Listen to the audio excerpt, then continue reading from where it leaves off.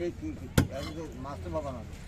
তরকারি টরকারি কিনেছে আজকে একটু দেয় মাছ টাছ কিনা যায় না দেয় মাছ রাখি ডাকে কিনে খাই রে না, আমি তো রাখি কিনে কাটা এনে খাইলে যাবো বাজার।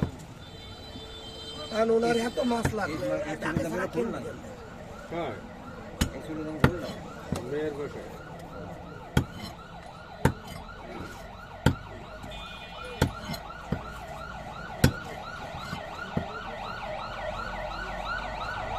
আমার ছোট ভাই খুললে পড়ে